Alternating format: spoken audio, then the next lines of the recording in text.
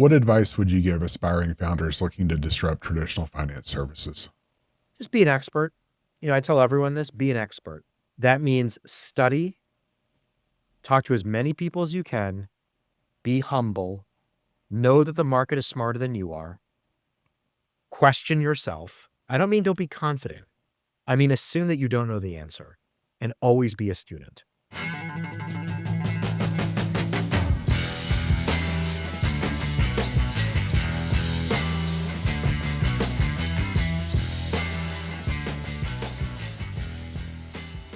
Today, I'm thrilled to welcome a true trailblazer in the world of finance. He's the mastermind behind the earned wage access revolution, having founded DailyPay, which skyrocketed to become a double unicorn and the global leader in on-demand pay. And that's only the beginning. He also launched Friday, an innovative digital banking app and debit card designed to empower users. Currently at Chime Enterprise, he's on a mission to equip employers with cutting-edge financial tools that enhance workforce well-being. From no-fee earned wage access to rewards, savings, and credit-building resources, he's dedicated to fostering financial security and engagement for employees everywhere. Welcome to the show, American businessman and entrepreneur, Jason Lee. Well, thanks, Lance. It's a real privilege to be able to join you today. Just a reminder to the audience, all of Jason's info, social media, and resources will be in the show notes below. Jason, what inspired you to enter the earned wage access space, and what challenges did you face when founding DailyPay? Well, maybe a little bit of history, Lance. So, this will kind of date me, but really, I was toying around with something that probably a lot of us do on a nightly basis, which is ordering some food. And I was ordering some food. I live in New York City on my phone, and I really, really wanted Domino's pizza. That's all I wanted that night. Okay. Was Domino's pizza. Now, please don't tell anyone because I live in New York City, and there's lots of great pizza options everywhere. But this night, I really wanted some Domino's pizza. Sure. And I went to my phone and I went to the ordering app. In New York City, the predominant ordering app at the time was called Grubhub. And I went, I ordered it, and I was searching assiduously for Domino's pizza, but it wasn't there. It wasn't listed at the time. And that thought just continued to haunt me for many, many weeks. And so finally, I just went across the street to the bistro bar owner, who's a friend of mine. I said, "Hey, Joe, let me read your merchant agreement for Grubhub." And sure enough, I was sitting there at the bar and I was reading it and highlighting. And one thing I realized was, oh my goodness, I know why Domino's doesn't list on Grubhub. It's because when we as consumers order the food through the application on a given night, Grubhub takes that payment, but they weren't releasing that payment to the restaurant owner for 45 days. Whoa. And I said, "Joe, isn't that really hurting your business?" And he said, "Of course it is. I got to buy the food, I have to prepare the food, I have to deliver the food. Meanwhile, I'm not being paid for 45 days. And that little thread, as I kind of pulled on that, led me to this concept of, that's kind of like payroll. We work every single day, but there's this delay, there's this latency as it relates to when we actually are paid for that work. Now, we've earned that. We've earned it. I mean, frankly, if I quit today, it's not like I lose that money. No, the company would have to pay me that money. So that is my money. But yet the way these processes have been developed over time, it creates this massive issue. And so, with a business partner and my dog, we launched a company in my basement, just the three of us, Nice. Yep. I guess. And, somehow we created this category called on-demand pay or earned wage access, which really enables, and we did it with employers. So it enables employers to offer their employees the ability through a handheld mobile application to control the timing of their own pay. And who would have thunk that's something that people need? And all of a sudden, that thing just started to fly out the door. And, we blinked our eyes, and 7 or 8 years later, it was over 1,000 companies, Fortune 100 employers, hundreds of millions of dollars of revenue, 5 million employees, number 30 app in the App Store. Wow. And that was really a lot of the great work that we had done. Most importantly, enabling an employee to control the timing of her pay just has all sorts of amazing benefits to that employee, her family, the people that she's interacting with, etc. Jason, what tools or resources benefited you most when you started, and how did they contribute to your success? Yeah, look, I know that the listening base for this show is very, very diverse, and it ranges from business professionals to entrepreneurs to casual folks who are just trying to check out a podcast, at the gym. It really Here's what I is. would say, and it's a little bit of mom and apple pie. Number one, in terms of what resources to look at, the first thing I would say is look at something, and what I mean by that is, I started this company. I had never started a company before, and there were many things about starting a company that I had no idea about. Sure. Forget the actual thing that I was doing. I'm talking about even the ship itself, how to start a company, how to run it, how to build a sales team, how to raise money. Everything that I did at my first company, I read and I studied and I learned. I'll give you a great example. We work with employers, so we have to hire a sales team, and that sounds easy, right? Hey, hire a salesperson, have them call a company. I get calls all the time. But oh my goodness, the intricacy that's involved in building a sales team, designing their compensation plan, getting managers of managers, how to create inbound marketing, outbound marketing, all of the things that one needs. I literally bought and in my home 88 books on how to build a sales team. I read every one of them voraciously and took notes and really, at the end of the process had grown a 300-person enterprise sales team across 3 different lines of business. I mean, it's possible. You can go do it. If you read, you study, the internet is an amazing thing. There are countless textbooks. And so look, I'm a little old school, but I do think a lot about what academically can we actually avail ourselves to learn a subject matter? Specifically, though, as it relates to the things that I was doing in terms of the subject matter here at or when I was running DailyPay, um, a lot of what I did not have direct, I'll admit this up front. A lot of what I had not a lot of direct contact with were the people that we were serving. I lived in New York City.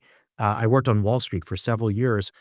It's not like I came into contact on a daily or minute by minute basis with people who are living paycheck to paycheck. Um, you know, a lot of my contacts were bi-coastal, but guess what? America's not bi-coastal. Right. A Right. lot of people who live, not in the coasts, and they were struggling with very, very distinct problems. And so a lot of my research, a lot of what I read was really about that demographic, those folks, really studying and reading academic papers, research papers, literature on what the experiences are of people who are living paycheck to paycheck. And then, of course, I couple that with myself being out in the field, taking trips to, you wouldn't even imagine, all sorts of places across America to really understand and to listen very carefully to what people needed in their financial lives to advance them to the next stage. And frankly, it's not a lot of what you would think it is. It's very counterintuitive when you think about that demographic or that income bracket. I know you had some experience on Wall Street to kind of set the foundation. You understood what was possible, and it was really a significant amount of self study to figure out the details. Did you eventually add a mentor to assist with speeding up the knowledge acquisition? And if so, how did their guidance influence your success, or was it truly Jason Lee against the world? Let's do this. Well, look, as a founder, it does sometimes feel like that. As an entrepreneur, it does feel like Sure. it is, one against the world. And in large part, it does because you care the most. Who else is staying up at night, not able to sleep So because true. of the business? Who else is waking up and in the shower thinking about this? Who else is distracted when you're supposed to be focused at Thanksgiving dinner Yep. thinking about a business problem? And so, a founder's experience is it is very consuming. By the way, I would not recommend it for most people.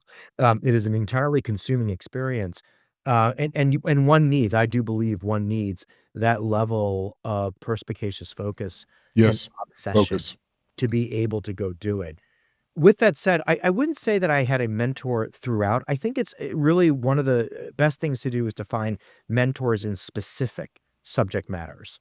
And I'll mention one of them. The second company I started was a company called Salt Labs. That was after I had exited from DailyPay, the first company.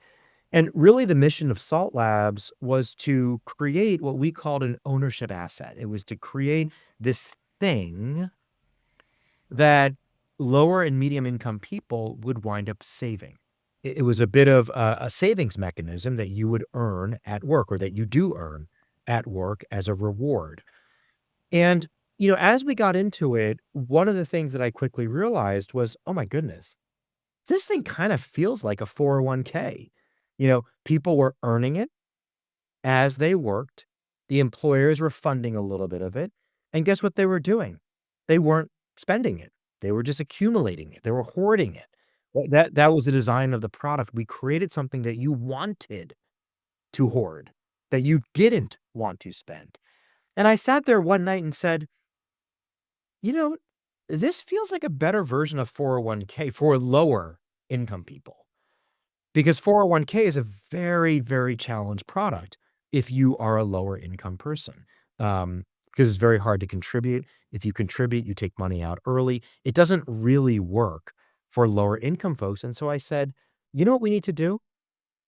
We got to go find the person who invented the 401k, and let's get his advice. Sure enough, that guy's alive. It's a guy called Ted Benna. He's No 88 years old Okay. now. He lives in central Pennsylvania. I'm not going to tell you where. But I got in a car. I drove out. Took me 5.5 hours to drive out to his house. Knocked on his door. Said, look, Mr. Benna, I'm Jason Lee. I sent you an email. I'm an entrepreneur. I think I've cracked the code on lower income savings. With all due respect, I don't think 401k is going to work for people, majority of Americans. Ted said, let's get lunch. And so we went out to IHOP. By the way, out there, it's attached to a gas station. Okay. So Yep. amid the fumes, we had some blueberry pancakes, and he said, I have something to tell you. I never wanted or intended 401k to be for lower income people. He said, do you know what the original name of the 401k was? He says, it was called the salary reduction tool. And we both laughed at each other and said, That yeah, actually makes how sense. could you get someone who thinks their salary is so small to begin with to reduce it further? And Right. he said, I've known this the whole time. This is not a great tool for lower income people. We need something better and something newer. And don't let his age trick you. He's all about innovation and all about pushing the envelope and all about technology. And so he's kind of mentored me, or was mentoring me when I Mhm. was at Salt Labs, when I was running that company before I sold it, getting his perspective on, hey, how do you think that people would interact with this? Or what do you think about this issue? And so I tend to find that mentorship works best in a very defined set of needs or subject matter. And I would say that's kind of, for me at least, where I found the most value in it. I can certainly understand that. And man, I really respect that process of going to find the person that specifically has the knowledge you That need. or I I'm love that. crazy. It's magnanimous for you to say that you respect it. Maybe you're like, I'm not going to tell you where I live. Let me circle back to Daily Pay one more time. There's a question that I'd really like to ask. And with Daily Pay achieving double unicorn status, what were the key moments or strategies that really contributed to that remarkable growth? I think there's a couple of things. Number one, and let me be the first to admit this, and let me be the first to say it. I always tell other entrepreneurs, you're not smarter than the market. And you have to have enough respect, enough humility, and enough deference for the market. And what I mean by that is, one of the things that I think is very important when you build a company is to essentially draft behind an existing trend or an emerging trend. The best entrepreneurs, and I really try to emulate them, are the ones who have picked up on something in society, in culture, in technology, in religion, something that's going on that is unrelated to your business, but there's an abstraction that you can make from that, meaning really the rising tide will lift the ship. And I think that's the most important element of building a great business is you have to build it for the times. You can't fight City Hall. And it's really valuable if something else is happening. What was that thing for DailyPay? It was money started to move a lot quicker. We started the company when Venmo, you probably know Venmo. Venmo was becoming a thing. Okay. Cash App was becoming a thing. Frankly, even something like Uber, where you press a button, the car shows up, that was becoming a thing. And really the abstraction was, wait a minute, you're telling me if you and I go out for some coffee and I can zap you $5 for the coffee, and then I can bing, call an Uber and it comes to me immediately, and then bing, order my dinner on the way home. You're telling me that I have to wait 2 weeks for payroll? Right. No, that's crazy. And so a lot of what we built was a narrative around the trend. And that trend was one of control. It was one of automation, being on demand, being able to control essential life events through your mobile phone. And I think that was a very, very important thing that led to the success of the company. Again, we did a lot of things right. We had a great team. We executed well. We focused on the client. We always, always put the client's needs above ours all the time. But let me tell you, if there weren't this other macro trend going on, all of those things would have been wasted effort. Startup technology is littered with amazing companies, with great execution, great teams, client focus, great products. But there was something in the air that just did not make it that time. If you don't believe me, go ask the founders of Friendster, okay, which was the very first social network. That was the very first social media company. And the reason why Friendster never took off or why Facebook did is because Facebook launched in the period of mobile. So all of a sudden, instead of being at a desktop only, you had mobile. And that was one of the big unlocks for Facebook. Facebook did not invent mobile. It just happened to be that it happened at that time. And of course, they've done amazing things, but you have to look, I think, at what's going on in the environment around you. And for us, that was the speed of essential services and products was starting to move a lot quicker. And we grouped payroll into that. Following that up, what were the specific needs or gaps in the market that you're aiming to address? And how does Friday empower its users through those? Yeah. So look, I think, Friday was a bank account that we had attached to the on-demand paid product. And the theory there was, hey, look, if you are living paycheck to paycheck and you have no money in your checking account, and all of a sudden you're able to access your pay, in effect, that becomes your checking account, if that makes sense. Like the DailyPay app was essentially becoming people's checking account. The Gotcha. checking account was sort of defunct because it was empty. There's no purpose in having that over there. It's kind of like, okay, what's your pool house? If you have a swimming pool, is it that structure that's around the pool in the back? Well, if that thing's empty and you just happen to store Yep. all your towels Never use it. and the inflatable flamingo in your garage, well, that your garage is basically your pool house. And so, things follow the utility of what you're doing. And for us, it was, okay, people are really interacting with their money on a real-time basis through the DailyPay app. And so the thinking was, why not just attach then a bank account to the app? And that's kind of what we did at Friday when we launched that product. It was the first product that had what we call the triple balance, which was really my vision of what I think the future of banking will look like, which is a checking balance, which you're familiar with, a savings balance, which you're familiar with. But we introduced something that I called the third balance, which is your pay balance. That was the amount of the money you had already earned so far. And those balances were all fungible with one another. In perfect candor, it was an amazing product. It was an amazing idea. The one thing that I underestimated, though, was trying to get users' trust to fork over their banking relationship.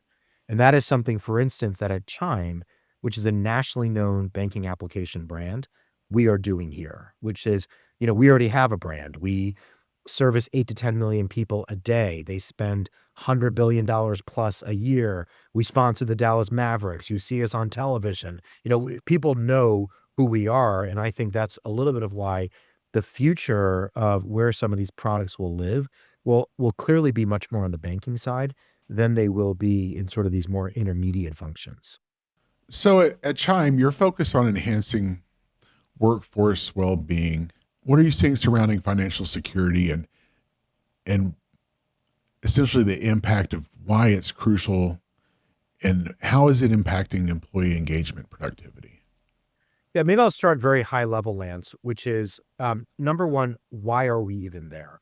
And the history here is, we had launched Salt Labs. I launched that with the backing of my venture capital partners right after I'd exited from DailyPay. And, we weren't looking to sell the company, but as these things go, we had the company for about 18 months and the company, Chime had made a very attractive offer to acquire the company for a couple $100 million. And so we decided to partner with them. And so we now are building a enterprise division here at Chime.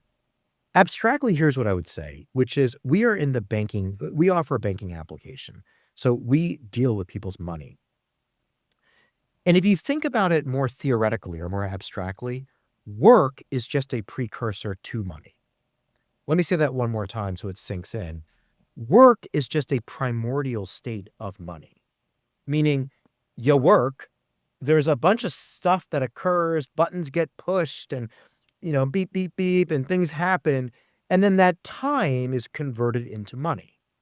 And without getting into an overly primitive discussion about it, work is just a currency, money, excuse me, is just a currency of the time that you've spent at Yeah, work. That's the work has actually inherent value in and of itself.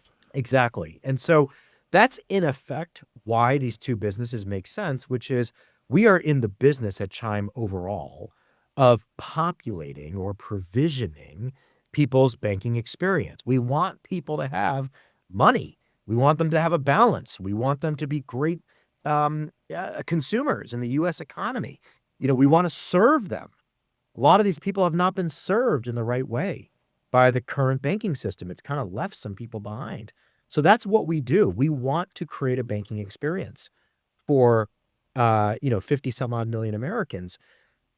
And to do that correctly, you have to tap into their work because work is just a precursor to that experience. So at a very high level, it's all on the same continuum. We want to meet people and assist them and empower them at work because we know that that's connected to their ultimate consumer banking experience. How do we do that? Well, we call up employers and we offer our products because our products are amazing financial wellness products. They help you earn more. They help you save. You have an emergency? We'll be there for you during your emergency. Maybe there's some emergency liquidity. All of these things are amazing products to experience as a consumer, but guess what? They're even more connected to how you work. And for the employer, gosh golly, if that employee is saving, she's building credit, she can pay her bills on time, you don't think that employee is going to be at her job longer? Of course she is. I One, was just thinking that third balance essentially gamifies the employee engagement and oh yeah, drives them to be more productive. 100%. Yeah, this is great. You briefly mentioned your current the work you're doing with Chime. Elaborate on some of those cutting edge financial tools you're developing for employers and but really how are they different from traditional offerings? So I'll overly simplify this by Okay. saying there's kind of three ways that we think about this. Number one, liquidity. Can you pay your bills on time? And when you look across people who make less than $100,000 a year, that first cohort of people who cannot pay their bills on time, it's roughly 30% of that population, plus or minus. So, you call it roughly about 25 million or so Americans are probably fall within that camp of people who literally they are living truly paycheck to paycheck, can't pay their bills on time. And when you say, how do we differentiate? Well, the common solutions that are out there are all about charging you something because of that. They're highly punitive. I can't pay my bill on time. I write a bad check. The bank overdrafts me. Well, at least I paid my bill, but I got to pay the $35 fee to the Right. bank. I got a medical expense. Don't have the money. Let me borrow it from a lender. Pay him 300% interest or whatever it might be, and also protect my kneecaps if I don't pay back. So those are kind of the traditional ways in which this cohort of people have kind of gotten through that experience. Well, what we do is we use data. We say, hey, look, we've got some data which tells us if you're employed, you've probably already worked 30 hours and you're probably already owed $300. We'll make that available to you now. You No see, kidding. and we do that through a data advantage. So that's that's not, let me give you money and get it back. That's, hey, we're using our data to say, you've already earned this. You've worked. Again, work being a foreshadowing of that money that's about to come in. So we say, look, our data tells us very clearly you have worked. And so we will take that shadow and we'll turn it into real money that you can use today. And we do that at either low or no fee. The second category that we think about is savings. We think a lot about savings. That represents something like 40% of people who make fewer than $100,000 a year. If you ask them, what's your number one goal? They'll say, I want to save more. It's about another 28 to 30 million people. I want to save more. That's my goal. I want to save more. As we discussed, the fundamental problem with savings is how on earth can you get someone to take what they already think is too small to make it smaller? I mean, would you do that? Man, that's so insightful. Like, Right. wait, last piece of birthday cake? What? I don't want to split that. I already think it's too small. I want to eat the whole cake myself. Why would I split? Just ask my 7-year-old son. He will never split that. Why would anyone split something that they already perceive to be too small? So for the last 100 years, we've tried to get people to save. Oh, just save $1. Oh, just round up. Oh, but this demographic says I need every single. It's bloody difficult. Yes. Very hard. So what did we do? Salt Labs built some technology where we said, let's not get people to save. That should not be the goal. That should be the result of not spending. Let me say that again. Instead of making savings a goal, you make it the result of not spending. So we built this product. It's called it's a reward asset that you earn at work. Work 8 hours, earn 8 salt. And that salt's got a little bit of value associated with it. The employer funds it. But that salt is not fully fungible with my paycheck. It's like a frequent flyer mile. You can't go to 7-Eleven and go spend your United Airlines miles or your Southwest miles. 7-Eleven doesn't take those. And so what happens? They accumulate. They get hoarded. They build. Well, now all of a sudden, a couple months later, I'm walking around with 500 salt in my wallet. That could be $50 right there, depending on how we've set up the program with the employer. Man. I guarantee you, it is impossible to get that employee to save $50 over 3 months. I already know that's impossible because all the data tells us that. But you see, what did we do? We created something that's not easily spendable. And as a result, they wind up saving. So that's like an example of what I mean by deploying technology. The third thing that we do is credit. We help people build credit. Credit is one of the most infuriating topics in America because the classic example, I want to build my credit. Great. How do I do that?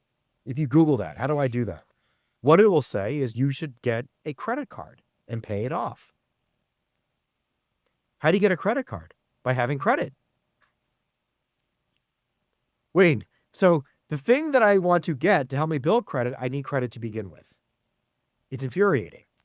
So what did we do? We built some technology, which is not worth getting into why or how, but it effectively turns everyday purchases through a debit card into credit building activity.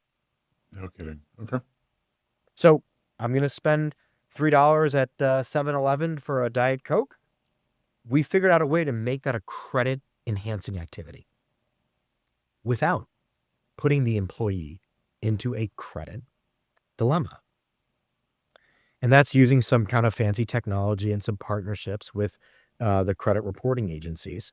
And so all of a sudden, our average user is seeing a 10, 15, 20 point increase in her credit score. Let me tell you, that's enormous, enormous, enormous value.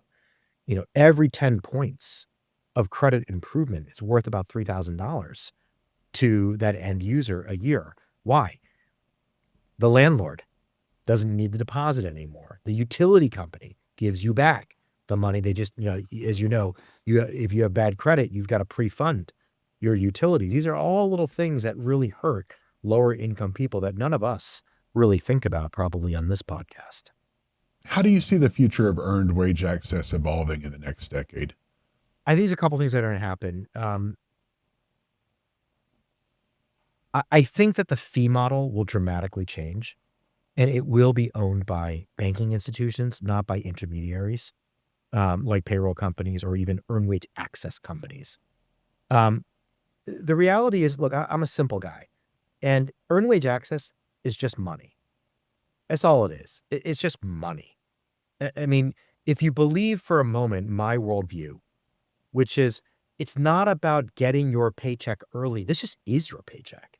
It just is. Like that is the model that we are in. You've already earned it. So it is your money. Well, in that world, the party who is most naturally inclined to manage your money is not a payroll company or an earned wage access company. It's actually the bank.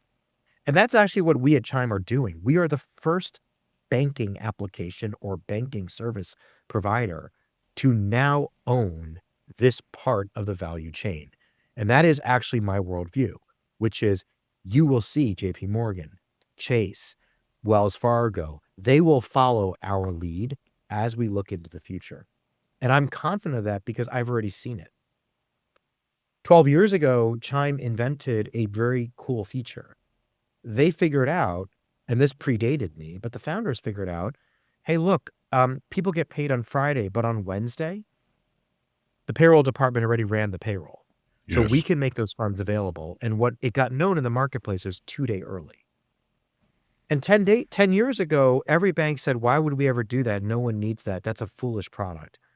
And it was in part because the banks would lose out on the float. They would lose out on that interest income benefit. Well, guess what every bank now does? They do exactly what Chime did 10 years ago. And so now 10 years later, we are the ones now saying, look, it ain't just about 2 days early. It's every day. Any day you can have it. And we're the banking application that's doing that. Well, guess what? Guess what's going to happen? My guess is in 10 years from now, the banks will own this. It will obviate the need for any intermediary or any payroll company to own this part of the value chain. As a successful entrepreneur, what advice would you give aspiring founders looking to disrupt traditional finance services? Just be an expert. I tell everyone this, be an expert. Be an expert. That means study, talk to as many people as you can, be humble, know that the market is smarter than you are, question yourself. I don't mean don't be confident. I mean, assume that you don't know the answer and always be a student. It's a little mom and apple pie, but you know what? I love my mother and unfortunately I probably eat too much apple pie. It's a little mom and apple pie, but that's what it means to be a great entrepreneur. You have to be a great student first. And being a student is an assumption that you don't know everything. That really ties into what you mentioned earlier. Essentially, the strong opinions loosely held. The market in that rising tide scenario will tell you what it needs. You just pay attention knowing that you don't have all the answers, but it's out there. I like that. Yeah, that's right. And the job of the entrepreneur is to listen very carefully to those moves. And, I often say it's a little bit opposite of what investors do. The number of investors, and I had some, who think they know everything, it's astounding. Really without being students at all or using like bromides or very, very little experience to establish core views. The reality is that that's just copying, and there's no intrinsic sense or no intrinsic intuition of what is being built. The founder's job is to overcome that. It is to overcome those biases and to be a deeper and more personal expert in the subject matter. Then let me ask you, what trends in personal finance do you see most exciting right now? And how do you see them impacting consumers? Look, I think anything that gives the consumer more control, that's kind of where we're headed. It's all about control. Let me give you an example. This idea that, hey, we're fully in a creator generation, a creator economy, where I used to post content on social media for likes and comments, but now I can monetize that. I can create control, and I can control those assets, and I can control the outcome. I think those are very exciting things. It's this idea that, we are all so enabled on an individual level through technology that we don't have to do it the way it was done 20 years ago. I think anything that's sort of in that trend is very, very, very interesting, extremely interesting. Um, uh, and I follow a lot of that stuff very, very closely. There, a lot of what technologists in the blockchain area are trying to achieve in the cryptocurrency era, the cryptocurrency area are trying to get at is this idea that, well, you can control it, you can own the outcome, you can own these things. And I think all of that's very, very exciting because it's very empowering, I think, for next generations to know, hey, there are different ways to actually create wealth and to create value here. What legacy do you hope to leave in the financial industry? And how do you want your work to impact future generations? Well, look, I think that if there were a legacy and if people were to know me, I think it would be great to be known as someone who thought and built very purposefully, excuse me, for everyday Americans. There's products that are built for high spenders and people who consume a lot, but this concept that, hey, there's a whole set of Americans who have been fairly left behind by existing financial institutions and financial systems, but we were very purposeful about what we built to match their needs and their lifestyle. We didn't just adopt or adapt other products for that or try to shoehorn things in or, try to get their, build things with fees or whatever it might be. I think it's very, very important. Or what I would like to be known for is someone who took his time to go build purposefully for the majority of Americans. Take an underserved market and actually serve their needs. Yeah, and to do that through ingenuity and through invention and through new products. How do you view the role of community and people pooling together their resources to achieve financial goals? I think it's important, but I think it probably requires a little bit of a precise answer, which is I think community does not have to imply a lot of people. It could be a friend, one family member. For that matter, it could be your AI chatbot. But I think this idea that, hey, I'm in it with someone else. If you look at other disciplines across various sociological experiments, I mean, and this is a very well-known fact, the impact of community is what drives people, and it is the gating. It is what unlocks success in so many things. I mean, obviously, the very famous example of this is the founder of AA, Alcoholics Anonymous.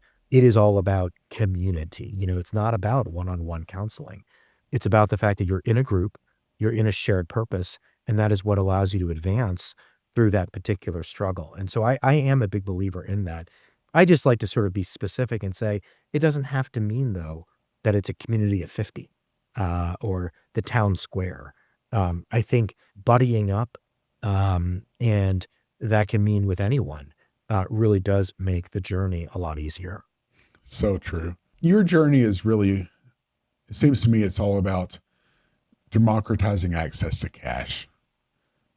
It's providing people access to the resources that they've already earned or that sits in front of them that they didn't even know that could be accessed. How can democratizing access to cash really transform an individual's financial destiny? Well, look, I'm a pretty simple person, which is nobody likes to look at a zero in their checking account. And not because they have no money, but more because it's demoralizing to think I spent a bunch of time at work and I still have nothing to show for it. I mean, that was really the premise behind our second company, Salt Labs. It was a company that was all about, we know your checking account is zero. We know that you have bills to pay, but can we create this other thing, which instead of going down, actually went up? It was an accruing balance, not an amortizing balance. And so, like, that was one of the things that was just so incredibly important, was having an accruing balance. And so it's things like that is how I would answer your question, which is really deeply understanding, well, what is the thing that will motivate someone to be able to go kind of reach or unlock that next level in her financial success? I like to end my episodes with a fun anecdote about my guests. Share a story, fact, or experience about yourself that our listeners would find entertaining or interesting. Well, look, I have built a career entrepreneurially uh, in technology and here in financial technology. I would a lot of people ask me, well, how did you know you wanted to be an entrepreneur? And I say, look, it's always been in my DNA. Yep. When I was 8 years old, I have an older brother who's very different than me. He's very, very smart, extremely smart. He's a doctor, lives up in Boston. I live in New York. And he's very studious, more of a quiet scholar type. And he was 11 years old or something at the time. And, back then, the public school, we had to go sell, or he had to go sell a box of, or, a bucket full of 30 boxes of M&Ms. You remember those things? You go around as a box of M&Ms, you sell them for $1. Oh, And it yeah. was to finance, I think, his school field trip. So he had like a month to do it. And here we are the day before the $30 is due. And he had sold all of one box of M&Ms to my parents. So he had $1. And there was some consternation, of course, in my household. And so I said, you know what? I'll do it. I'll sell it. So the way he tells this story is, he says, so I left the house and I went and did something. I came back and I found Jason on the sofa eating M&Ms. And the way he tells the story is I totally started screaming at him, I have to sell those. I have to sell those for school. And apparently what I said was, well, here's your $29. He said, where'd you get those M&Ms? I said, I just went around the neighborhood. I sold each box for $2. I took the dollar profit and I bought my own M&Ms. Nice. And I think, Nice. and why? It's because guess what? The price was inelastic. People want to support the school trip. It's not a lesson in how to cheat out the system. It's not It's a about value lesson of the, in yeah. understand what the market is actually saying. And the market was saying, I would love to buy M&Ms to support your school trip, because it's not about me buying a box of M&Ms at 7-Eleven or at the grocery store. This is about something else. And so um, I think it's things like that, which I think, I guess maybe I was never destined to be a doctor. I love that. So many of us knew at an early age that either this was the path for us, or maybe people realize that the traditional path isn't really working for them. And, you know, yeah, at one point in my school, I was doing my own fundraiser just because the opportunity was there. And yeah, last question. Jason, you've paved an incredible path as a business leader, as an entrepreneur. What are you most grateful for today? Great team. I have a team of people who really believe in what I'm doing and believe in my vision.